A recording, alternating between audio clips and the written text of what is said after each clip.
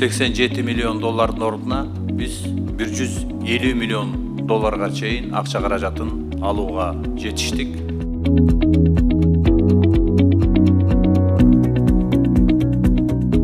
Кыргызстандын өкмөтү менен Кумтөр алтын кенин иштетип жаткан Центера Gold Inc. компаниясынын ортосунда түзүлгөн стратегиялык келишим күчүнө кирди. Эки тараптын узакка созулган кошумча сүйлөшүүлөрүнөн кийин өкмөт Центера Gold компаниясынан мамлекеттин эсебине түшчү каражаттын көлөмүн көбөйтүүгө жетише алды. Эң негизгиси экологиялык маселеге байланыштуу жагдайлар жөнгө салынды.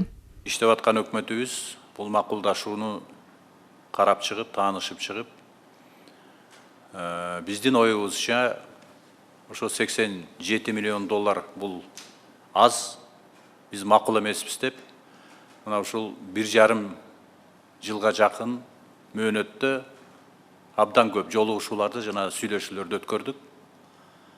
Ошонун натыйжасында 87 миллион доллардын ордуна биз 150 миллион долларга чейин акча каражатын алууга жетиштик.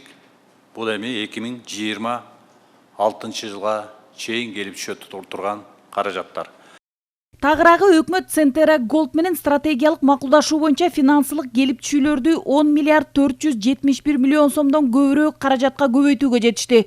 Ошондо жылына 10,5 миллиард сомго жакын каражат мамлекетке түшүп турат дегендик. Айлана чөйрөнү булганыбыз үчүн төлөм 2,7 миллион доллардан 3,7 миллион долларга чейин көтөрүлдү.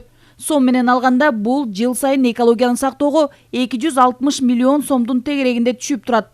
Узакка созулган кошумча сүйлөшүүлөрдүн кийинки жыйынтыгында бул сумма дагы 10,5 миллиард сомго чейин көбөйтүлгөн. Ага геология чалгындоо иштери да киргизилген.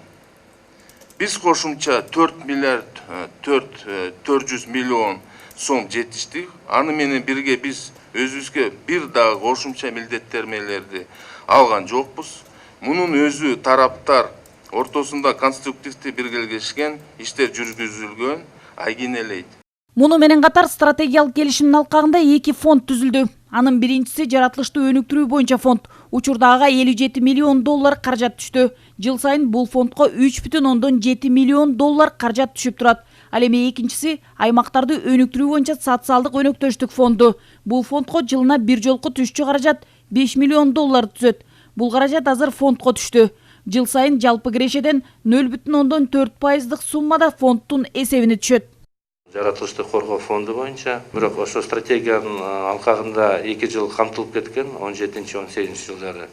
Ошонун себепти 3,7ден 2 болгондо 7,4 миллион доллар кошо түштү бул счетто. Азыр счетто 57,4 миллион доллар жатат.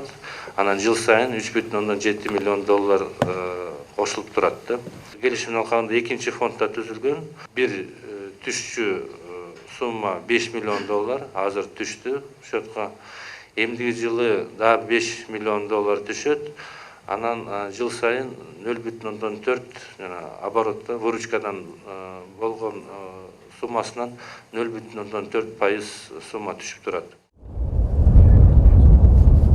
Эки фондко түшө турган каражатты тиешелүү долбоорлорго максаттуу пайдалануу үчүн фонддордо байкоочу кеңештер түзүлөт.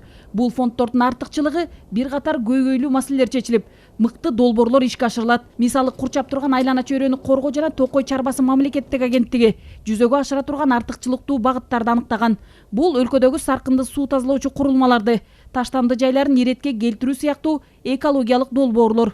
Ушу саркынды сууларды тазалоочу жайларга көмөк көрсөтүү, ошолорду реконструкция жүргүзүү же болбосо жаңыдан курууга бир жардам берүү. Мамлекетибиз боюнча, ушу республика боюнча бизде мына 221 саркынды суу тазалоочу курулмалар бар, курулмалар. Тилекке каршы ушулардын эффективдүү иштелүүгө жакшы иштебейт да, ошол багытта. Бул биринчиси.